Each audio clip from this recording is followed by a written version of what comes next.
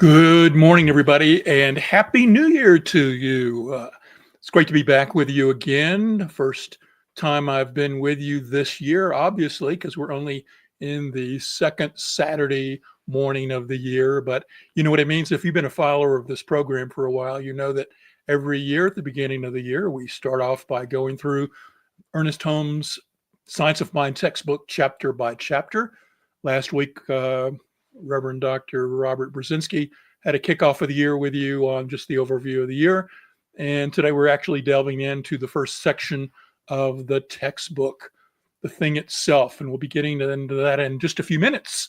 You know, we're going to be with you for about 45 minutes or so, approximately, as we are every week, and encourage you to follow every Saturday. If you can't be with us live, to check it out and subscribe to the New Thought Media Network YouTube channel and get access to all the programming and get alerts when the programs come out.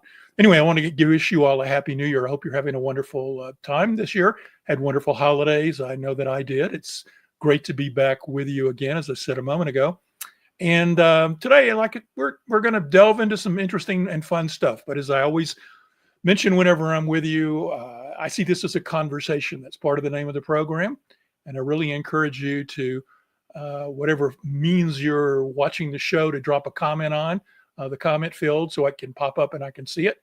In just a minute, I'm going to acknowledge all the comments that we're getting in, but I just want to remind everybody that if you're watching this live, if you would just put your name and location in the comment field, and in a moment I'm going to stop, and I see we've got a few viewers already and they're dropping their names in the comment field. That's great. I'm going to stop and acknowledge everybody who's with us. And as we go through this, the thing itself this morning, I want you to think about what questions are on your mind on Science of Mind. It doesn't necessarily have to be limited to what we're discussing, because all of it is one philosophy. And if there is something that you have a question about in regards to Science of Mind, I encourage you to put that question in the chat, and I will do my best to get to as many of the questions as we can. I will say that I have actually created a number of quotes. You see one on the screen there. That's one we're going to be getting into in a moment.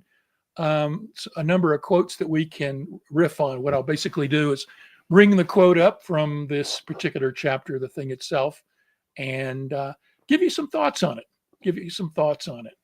And so we'll get going in just a second, but let me stop and see who all we have here with us this morning.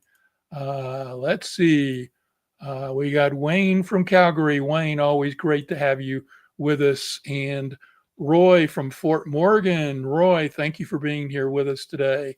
And we have Shay from Colorado. Glad to have you, Shay. And we have Linda. Linda also joining us from Colorado. Thank you. Appreciate all of you being here. And again, for the others who may be on watching, invite you to drop your name and location in the comment field for those who have already done that. Like I said, if you have any kind of question or comment, feel free to drop that into the comment field. And to the degree that I'm able to adequately multitask this morning with my coffee and see the comments, and I'll bring them into the mix and we can talk about them. But, one of the things that's I love about the Science of Mind is no matter many times you read the Science of Mind textbook, you keep getting new stuff out of it. It's like there's passages in there that I've read many, many times. And I think that's why it's great to come back and revisit it over and over, because every time you do, it's sort of like peeling an onion. You go a little bit deeper with the information. And so what I hope that this presents for you today is not only, as we go through these introductory chapters over the next few weeks, is that not only does it re-anchor into your awareness the basic teachings of the Science of Mind, but that the quotes and the opening to the philosophy's roots allows you to go deeper, to understand what Holmes is saying on a much, much deeper level. Yes, and let's see, we've also got Tara from Longmont. I was just up in Longmont at a restaurant the other day, the Roost. Tara, if you know where that is, I was up there having lunch with a friend. So yeah, I love Longmont's little downtown area. That's fabulous. I dropped in and bought a book at the what is it, the Barbed Wire Bookstore in Longmont the other day. I actually live in Lakewood, Colorado, for those of you who may not know. In any case, let's get into the thing itself. And what I want to do is start with the very first sentence in this introduction. Now, let me just sort of like lay out the format for the Science of Mind textbook for those of you who have not seen copies of it or looked at it. You're going to want to, grab a copy. You can get them, online and through various booksellers. But the introduction is a 4-part introduction which outlines sort of an overview of the philosophy. It's an introduction to the Science of Mind concepts. And so through the introduction, which is outlined into 4 parts, then you can actually get sort of a synopsis of the teachings. But if you're new to it, I will say it's sort of like, what's he talking about here? I sort of get it. And you have to go through it, frequently, I think, to really get deeper with the quotes and understand what Holmes is talking about. But after the introduction, the book, the vast majority of the book is sort of a reiteration of the philosophy in the first section. It moves then into sections which gets into how to practically use it. You often hear Science of Mind discussed as a practical mysticism. It's mysticism because it anchors us into the metaphysical aspects of spirit, but it's also practical in the sense that we can apply it to our material, physical lives as we knock around here on planet Earth. And in fact, that very first sentence from the textbook sets the stage for that, where Holmes writes, "We all look forward to the day when science and religion shall walk hand in hand through the visible to the invisible." And what Holmes is acknowledging there is that we live in 2 realms simultaneously. We live in a visible realm of the material life, and we live in the invisible realm of that which is beyond this realm of form and time and space and things. We can look at it, and I often sort of teach it in my videos on my YouTube channel, is that we live in sort of a stratum from the material physical life moving up vibrationally to spirit or the absolute or the all. And so when we talk about the thing itself, we're talking about the thing that is behind everything, the thing that exists in all and gives creation and rise to this physical universe in which we live. And so Holmes wants to acknowledge right off the bat that we are living in these 2 realms of the visible and the invisible. I would add that I sort of look at it as we move into, from this visible physical world, we move into sort of a mental area where we have our thoughts, which transcend and bridge the realm of the visible to the invisible. That we, although we cannot see our thoughts, they are communicating with us through these bodies into how we act in the physical world.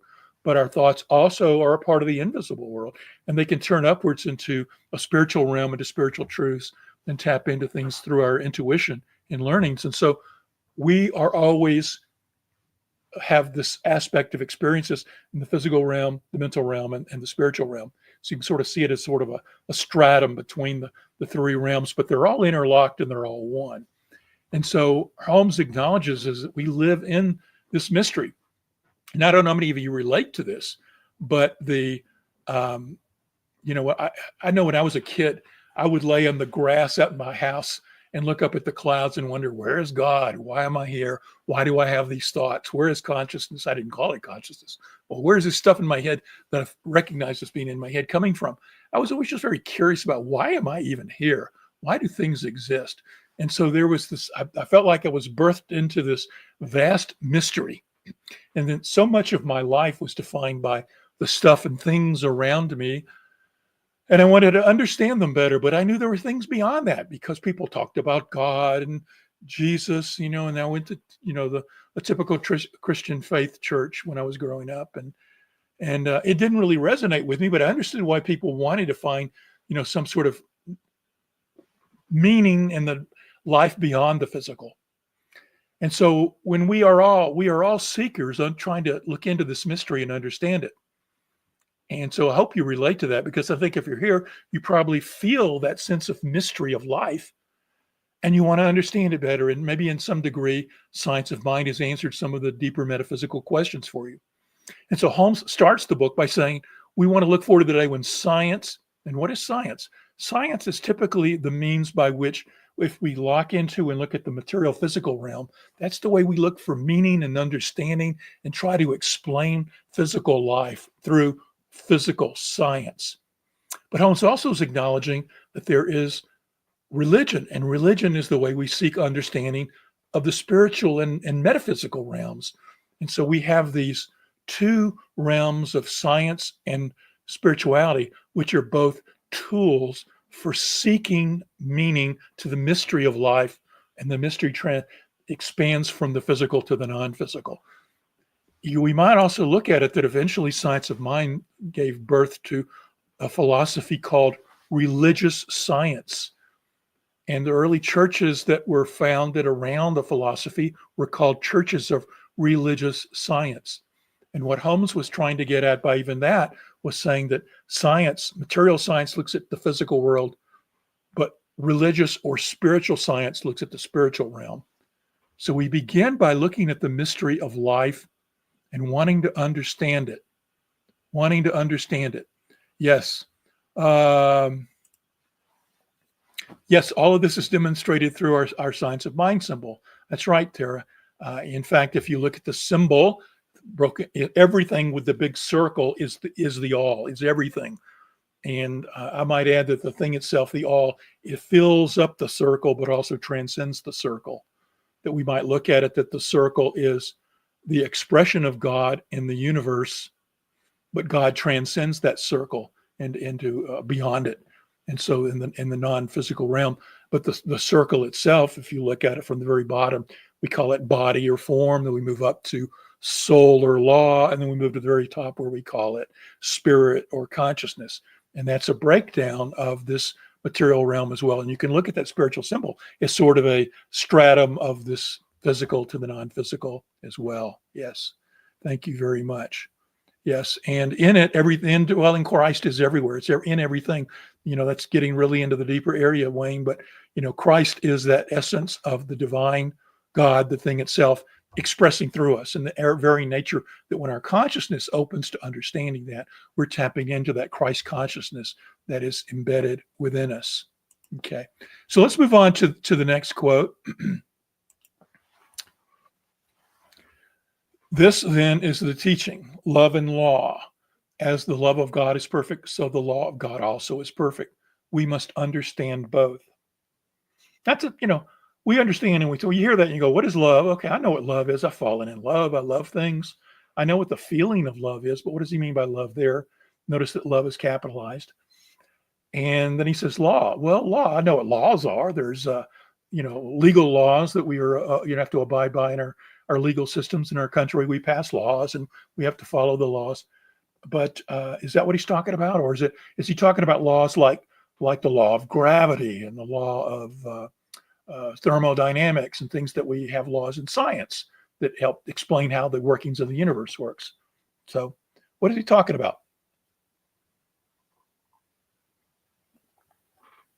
And essentially, he breaks down science of mind to be a study or a teaching of love and law. Love and law, love with a capital L, law with a capital L. Now, just an aside, whenever you see Holmes or most New Thought writers or capitalize a word that you wouldn't normally capitalize, what they're trying to express that word represents, in essence, God. You can plug God or spirit or the thing itself or whatever word you use for the vast oneness of the universe into that term, but they're usually saying, okay, I'm talking about God, but God as it expresses through this kind of characteristic. So when we talk about, quote, divine intelligence with capital D and capital I, we're talking about the intelligence that we see in the universe that's expressed through God. So you can always look at the capitalization of words and plug in the idea that those words are stand-ins for an aspect of God. You can look at it that when I was talking about laws in our legal systems, that's laws that we have in the material world, the physical world. But as we move up the stratum from the physical world to the spiritual world, the law that he's talking about with a capital L is laws that come from the spiritual realm and impact the entire aspect of the all, both the spiritual, non-physical, down to the physical. So love and law are having impacts on the entire universe of the seen and the unseen. What then is love and law? Love is God expressing as a desire to have more love, happiness, and joy in the life. It is God expressing with a power of love to embed everything with a desire to connect with other things. If you think about your human experience of love, when you think about love and how you experience as an individual, it's usually drawing you out of yourself to connect with something beyond you. So love is actually an evolutionary force that pulls you out of your sense of being separate from everybody else and desires you to connect with someone or something. I love my dog. It's making you feel a sense of connection with your dog. I love my spouse. It's making me feel a sense of connection with my spouse. I love chocolate, the world, sunsets, whatever it is. It's pulling you out of that to have a sense of interconnected. And God is embedded, or Spirit has embedded that in you. And so the whole teaching is about the very fact that we have been embedded with a power that urges us to connect outside of our sense of separation into a sense of unity with others. That's what the love aspect of divine is. Love is calling us to connect and to express our gifts, our truths. But what is law? Law, with a capital L, much is like the laws of science, only they're spiritual laws that run and manifest the universe. Now, typically you hear about in science of mind, the use of the word law usually refers to an aspect of God that is what is acting upon thoughts to materialize the life. You've probably heard that in your any introductory teachings to science of mind. And it is that's how we typically teach it, is that we have thoughts, the law acts upon our thoughts, and it manifests the physical world. But the law is also the entire aspect of the part of God that takes all thoughts, even subjective thinking, even the collective consciousness, even the world of the word, and acts upon everything to manifest and put structure around the physical and the non-physical. So law is constantly acting upon the word or thoughts of the God, and we are aspects of God. So hence there's this way in which we teach that the law of spirit with a capital L is something that we can use to create our lives. Okay. Sounds like the inclusion of both the rule and the heart. Yeah, it is. It is, Roy. We often talk about, one of the things we're trying to do is meld the head and the heart. We're trying to meld our consciousness and where we think and judge and make discernments about life to that heart where we know we're all connected. And so we are really trying to bring all of this together. And it's one of those things where a teaching has to sometimes break things into little sections and then build it back up and show their unity. And whenever you have a class on science of mind, one of the very first things they teach you is that everything is one, all is one. But now it's all one, but we're going to divide it up into little things to describe it and see how they interact. But then let's come back and remember it's all one. So even though a minute ago when I was talking about the physical, the mental, the spiritual, it's easy to see, well, I'm breaking things apart, but actually it's all one. It's all one, expressing in different ways. Yeah. Yeah. Again, thank you, Roy. And thank you again. If anybody new, be sure to share your name and your location in the comment field. And also invite you to leave any other general questions that you have. Also, I'm gonna throw this up there. I write a blog site and do videos on YouTube and have a newsletter. If you're interested in finding out more about my work, I'll throw my website up there. I invite you to go check it out. Look, check out my writings and my videos, and also sign up for my newsletter. It comes out about once every couple of months now, and you get hear what's going on with me. And but let's jump to the next quote. Holmes adds, the study of the science of mind is a study of first cause, spirit, mind, or that invisible essence, that ultimate stuff and intelligence from which everything comes, the power back of creation, the thing itself. A minute ago, I mentioned that, I laid on the floor or the ground as a child and looked at the sky and contemplated the mystery of my existence. I was contemplating, why was I here? What is creation? And what Science of Mind says, that behind creation, behind the mystery, is something that is beyond words. We use a lot of different words for it. And in that quote, he's using a lot of words. Ultimately, he calls it the thing itself. Most writers reference it as spirit, God. I like William Walker Atkinson, who wrote a lot of New Thought books. He liked to call it the all, because it encompasses, it is the all. But everything in that sentence on the screen right now, where it's capitalized, is beyond Science of Mind in the first line. All those words that are capitalized are fill-ins or stand-ins for the word God or spirit. So the study of Science of Mind is a study of God expressing his first cause, i.e., that which caused everything to begin with, created the universe. It's the study of God as spirit infusing the feelings of life and the flow and the divine movement and the sense of becoming. Behind everything, we are beings. We are static spiritual beings, but we're moving through a state of becoming in the physical world. And spirit like the wind. It sort of has that connotation that we're moving through life, and there is just something in us that's pushing us along and growing in our lives. But that's spirit. That word is standing in for God, expressing his spirit. God as mind. What do we mean by that? God is consciousness. Mind is consciousness.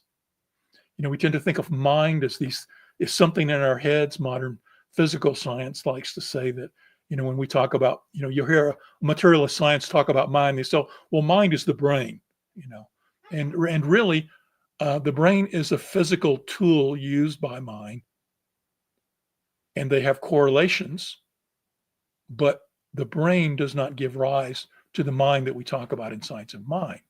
Mind is a spiritual essence that's embedded in everything.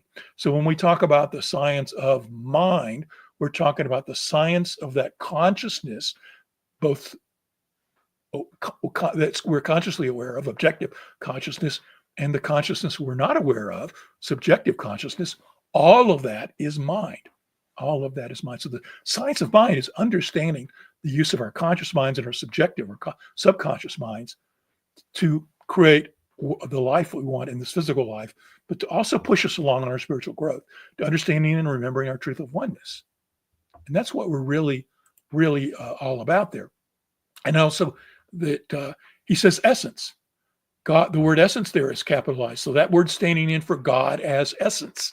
God is something that is behind everything that we can feel and taste and have a personal relationship with. God as that ultimate stuff. Everything that is physical life and things like this body and my hand and my glasses, and this computer that you're looking at, all of this is God expressing as stuff. And then intelligence is a stand-in for God as well. Every word on there, we're talking about God or the thing itself. It's all these things, including the power. Everything in that quote is talking about God expressing or in a different aspect of its nature or being. Okay. Let's see. Roy writes, the fact that I'm creating the image of God is an extension of God's love. Therefore, I am the love of God. Yes. And of course, created in the image of God. What does that mean? When I was growing up, it meant that God was a person, because I wanted to say that if I was created in the image of God, then God must be a person, because look at me, the image that I have of me is this physical person. Okay. Except that the God that we talk about in Science of Mind is not a human person. It expresses through us as humans in this material realm. But the ultimate created in the image of God We're talking about the perfection of God, that aspect of the spiritual nature of God that pushes us to grow and evolve and become all that we can be. The image of God as a power and a presence. The true image of God is this divine nature, not the physical nature. So when we're created in the image of God, we got to flip it and say, it's not like I'm a physical being because God's a physical being, but I'm a spiritual being because God is ultimately spirit, expressing his love, expressing his all those things that are capitalized on that quote on the screen. Okay. And that because God is love, I'm love. Everything on this planet is embedded with consciousness. It's embedded with mind. It's embedded with a divine urge to grow and evolve. It's embedded with love. The very nature, which I mentioned earlier, that we feel a desire to connect with something outside of us, that's love expressing. We're embedded with something in us that calls us to seek to connect with that which is outside of us. And that includes the all, God itself, the thing itself. And so when love is embedded in us, it's actually a force that is returning us home. God is a force that is returning us back to our source. Humanity was birthed from the divine spirit. We are expressions of God. We're not individuals. Holmes likes to write that we're individualized. We're individualized, making a distinction that we're not individuals. Individuals tends to say, I'm separate from you, you're separate from me. There's a divisional barrier between us. He says, no, everything is one. But we're expressing, it's sort of like the ocean. And waves pop up in the ocean. We're like the little tips or crest of the waves, but underneath we're all one. But we're expressing differently. We're individualized expressions of the ocean when we're waves popping up with our little peaks. And every wave is a little bit different. Okay. So let's throw a few more quotes up here until we got going. Tara writes, my original teacher, a religious scientist, encouraged me not to use the word God. When I was learning to write affirmative prayers, she encouraged me to think about beyond the word God. It changed my understanding of God, a treasure. Yeah, here, and that's a key point here. I use the word God a fair amount. I think there is but I didn't initially. And I think the reason for that is because many people who come in to science of mind do so with a sort of, for lack of a better word, indoctrination into the old meaning of God. We see God as an external being. Think of the picture, the painting on the Sistine Chapel of God reaching out to Adam when their fingers are about to touch. We see God as that old man in the sky. And so when we initially come into science of mind, and I was the same way, use other words. And in fact, sometimes depending upon the audience I'm talking with, I will avoid the word of God because I know so many people coming into the movement have that sort of old baggage of every time they hear the word God, it immediately clicks into the external old man. And so the other words help us make that shift into seeing that God is spirit, God is mind, God is consciousness, God is infinite intelligence, God is the divine power. Any word that works for you is good. The thing itself, the all, as we were talking about. And it's a great tool to avoid the word God when you're first into it. But at a certain point, you got to say, well, if I can't use the word God because of that initial training, have I created division between myself? Have I created a divide? So avoiding the word God for a while is useful as a tool to let go of the old thought of God as an external being. But eventually, you need to come back and reclaim the word God to create the unity that it's all. The word God is not outside me. The word God is just a word. It's just a word, just like all these other words. And no matter what word we use, they are limiting. They're limiting us in some capacity. So yeah, but it is great. Avoid the word God if it continuously brings up that old training, but eventually come back and say, okay, I'm okay with the word God. Yeah. It's as Linda says, growing up, God was a white-bearded man who cast judgment and sometimes love if you were good enough. Yeah, there's that judgment aspect of us. And of course, you like to think about the fact that, religions back in the day, we can look at science of mind as it incorporates the true teachings of Jesus by his metaphysical truths. And that's a whole nother conversation we'll not get into this morning. But at a certain point, humans took the teachings of Jesus and they were living their own lives and trying to understand stuff. And they often were, you had people who changed what they thought Jesus taught simply to meet their own understanding, but sometimes it was human needs that were met, and sometimes it was political needs, and sometimes that was a need for control. And so the very fact that the God was a white bearded man who judged us, and that when we die, we're either going to go to heaven or hell, for eternity, was all a means of used by religions as a sense of controlling humans and human systems and human cultures. So there's that going on. And what's happened, of course, through time is that it's led many of us to have, I would call, woundings over what the word God means, because we now see God as, if we still hang on to that, God is the old man in the sky who judges us when we die, or we have to beseech, the old style of prayer, please God, intervene in my world and do X, Y, and Z, then, it limits us. And we have to let go of that. That was something that maybe it served, and we can look back, sort of sit out and witness that and see, well, in the past, humanity maybe had to move through the experience of an old man judging God, but we're beyond that now. And we're at a point where we can transcend that and go to new meanings of God, new understandings of God, that God is this infinite power and intelligence that moves through everything.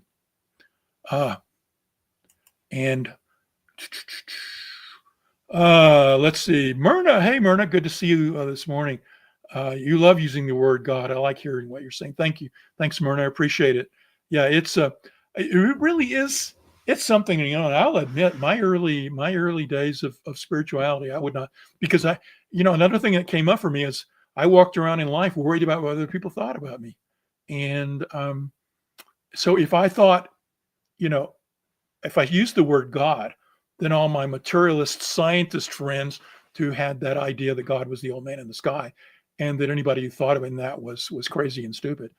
I was fearful of judgment by materialists, that, he's somebody who follows God. And of course, it's the old God, or the old vision of God. So when I first came into religious science and was studying, the aspects of spirituality, I still to this day talk to a lot of people, and I'm sure you do too, people who think that only matter is real, only that physical realm that I was talking about earlier is real, that what we experience as mind or thoughts, or et cetera, is simply a byproduct or some evolutionary aspect of an experience that was created and eventually will explain it all. That's anyway, the point being that sometimes I would limit my use of God, or even talking about my spiritual beliefs, around people who are materialistic, and they would say, they would judge, I would sense their judgment if I talked about a metaphysical realm, because they felt like only everything was physical. And as soon as I talked about something metaphysical, be it a new meaning of God, God is this power and presence, etc., our ability to tap into thoughts and create our reality through our thoughts, they want to judge it with like, oh, magical thinking. You believe in, people in, a God in the sky, et cetera, et cetera. And I was, I feared that judgment. So even though I would have to always stop and say, I don't mean that old God in the sky, I'm talking about a different kind of God. And so, I think we all sort of go through that with Science of Mind. We have to sort of acknowledge that the God we talk about, spirit, the thing itself, the all, is not the way that, most of the modern culture, most of our culture, if you think about the fact that, and this is more of an aside, but as we look at modern culture, you can sort of put people in three different camps. There's the ultra-religious people who have the old view of God. God is a material, physical being, the old man in the sky. And they have the old style of religion, and they're very fundamentalist in their beliefs about that. And then there's the materialistic, scientific modernist people who say anything but who believes in those old myths, they're ignorant and fools and stupid. Everything is physical matter, and physical science is going to be able to explain everything ultimately. But then there's the other camp, which in a sense, spiral dynamics and things like that teach about, is that we actually evolve through a path through these. We may initially in our lives believe the old meaning of God is the old man in the sky, and God intervenes in our affairs and so forth. But when we let go of that and we move into seeing the values of science and materialism, we release the old vision of God. But we also recognize there's gaps in understanding the meaning of life, that mystery that we were talking about earlier, that can't be explained by science. And then we come back around to and transcend the material meanings of science. And so we've both transcended the traditional religion and we've transcended materialism, but we've included them in our scope of who we are. This is the postmodern, was one word that's used for it. We often call it the spiritual but not religious people. And this is most of the people who resonate with science of mind. This and even higher levels, people often call the integral level. The integral level is people who integrate them all together. And but these three camps exist side by side in our culture. And so we have different people who walk around with different worldviews. And the very nature, when we talk about God, the first two groups, the traditional religious people and the material science people, tend to view God as that old man in the sky. Whereas the new spiritual, but not religious, tend to have shifted that view to seeing God or spirit as a power and a presence, as something that is embedded in everything. And so, let's go to one more quote here. I see we've got just a few more minutes in the program. Encourage anybody who's got a question or anything that you want to throw in on the line. Let's see, Tara. Yeah, you agree. We got indoctrinated into it, but let's don't hold on to any judgment on it. Sometimes my wife and I talk about that, about religious indoctrination and the very nature that a lot of our old beliefs that we're having to let go of were stuff that was embedded in us, that came from the original religions of our youth. And it's good that we're moving through that. It's good. We can celebrate the experiences of the wisdom that we're gaining by something that resonates with us and answers truths for us. Yes. Yes. In any case, let us look at this quote from Holmes on page 27. We think of metaphysics perhaps as something that only the most profound thinkers have known about, but we should remember that we also are thinkers. There's a tendency, and I think in what we were just talking about in indoctrination, is there's a part of us that says, who am I to answer the big questions of life? So much of our youth, we look to the pastor or the minister to tell us the interpretations of the Bible so we can be told what to believe, And so much of our life still, we look for people outside of us. There's even people who become spiritual but not religious, but they take that old model. I'm looking for an external teacher to tell me what to believe, and they lock on to some of the aspects of Eastern religions. And one aspect, and Eastern religion has many wonderful, beautiful truths in it.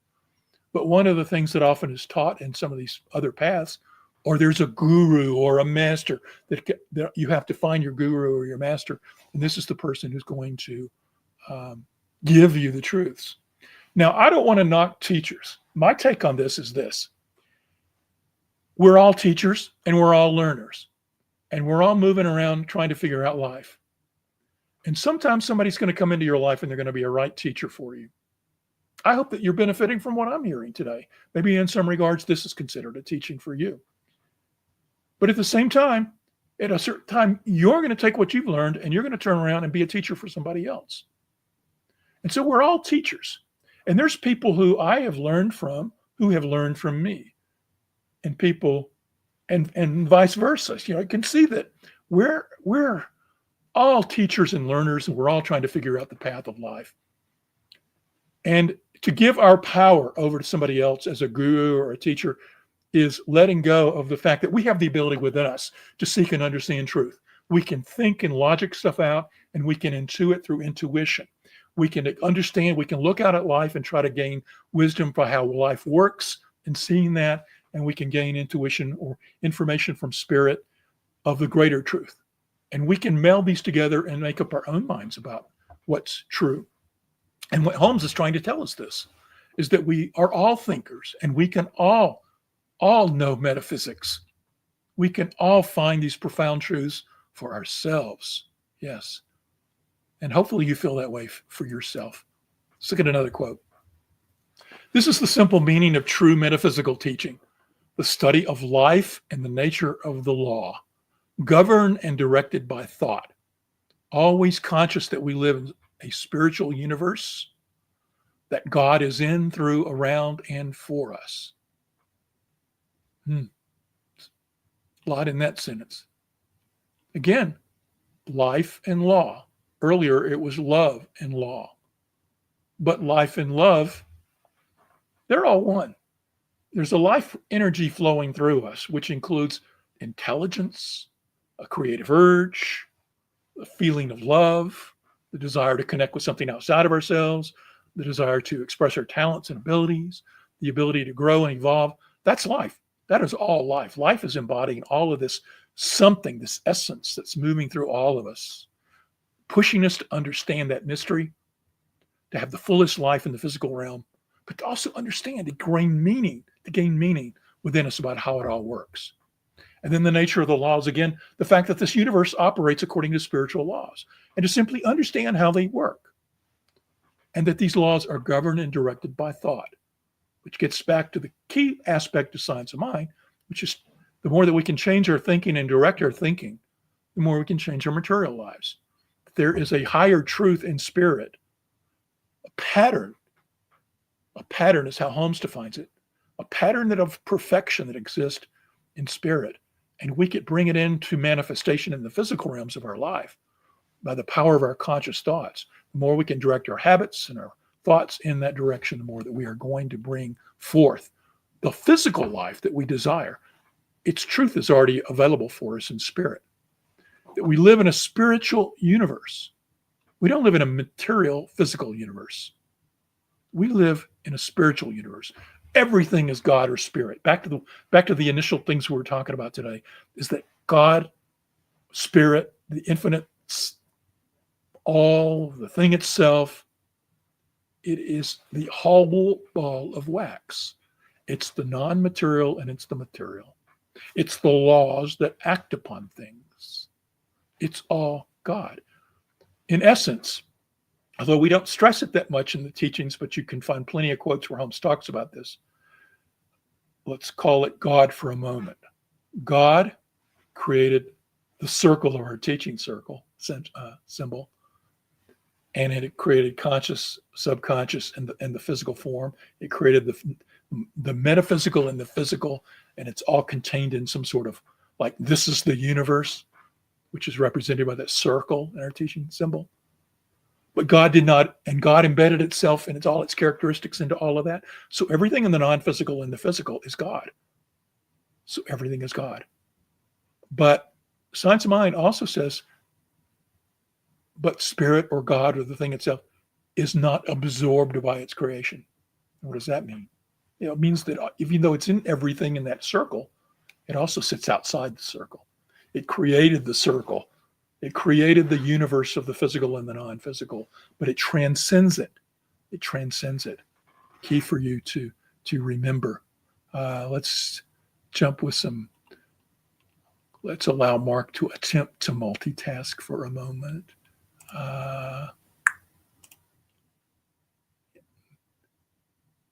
And go back to comments.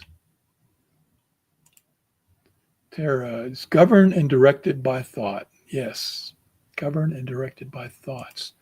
And yes, Diane, thank you for being with us today. Glad you're with us and glad you're enjoying it. And encourage you, anyone, we're coming into the final moments here. And I hope this has been beneficial for you. Let's just unpack this one quote on the screen for a moment. Again, it's the study of life with a capital L, the divine flowing through all of us in all of its nature. And the nature of the law, that which is set up to act upon thoughts. It's always conscious. Our teaching is that we are always conscious that we live in a spiritual universe. Here's we embed on a new year of 2025. You probably sat down and thought about resolutions, what I wanted to manifest in my life. And a lot of times we look at the physical life. But I hope that your resolutions included some aspects of the non-physical. Do you have spiritual practices? Are you anchoring yourself into a realization that you live in a spiritual universe? What does that mean for you day to day? The truth of the matter is even though we are physical beings who also have a mental realm and our thoughts, and we're ultimately spiritual beings, so that we're spiritual beings having this material experience, so much of our attention, our minds, our thoughts are a bridge. They're a bridge between the spiritual and the physical. How are you using that bridge? If you're turning your attention downward into the physical continuously and defining your life by what's happening in the physical realm, you're limiting yourself. You're seeing the universe as a physical system and not a spiritual system. Holmes tells us in this quote that we should always be conscious that we live in a spiritual universe, that God is in us, that God is through us, that God is around us, and God is for us. I call you this year to think about, yes, the physical world's in our face. Every day we have to interact with life and jobs and schedules and to-do lists and all the things in the world of form. And yes, let's do that. But in our awareness, let's continuously stay anchored in the fact that we live in a spiritual universe, that we're spiritual beings, that God is in us, that God is through us, God is around us, and God is for us. That in the divine, there is a perfection, a perfect pattern of your life, a way that's calling you in your individualized expression in this unity of the oneness to live and to grow and to express. And you can tap into it through your intuition. There's something in you that knows what is perfect for you in this life. And as you embark on this year, continue to teach and to grow, learn in science of mind and be a teacher in science of mind. Yeah. And take that into everything that you do. Stay anchored in the spiritual universe. That we live in Myrna's asking me a question here. Let me just pop it up there. What page was the last quote you shared? Okay, are we talking hopefully this one here or the one that I was riffing on, Myrna? Sometimes I will go off on other things that I know from Holmes. So this one was from page 27. And then this quote was from page 27 as well. But, and you can see there that it's, we live in a spiritual universe is on that page. So that's my call to you today is to everybody is to stay anchored in that, stay anchored in the truth that although the material world wants to, because it's in your face, seduce you into being the ultimate reality, that your ultimate reality comes from the realm of spirit, and that through that spirit is a perfection that you can call upon, and you can bring it into your life by redirecting your thoughts. I appreciate you being with us today. I hope that this program has been beneficial.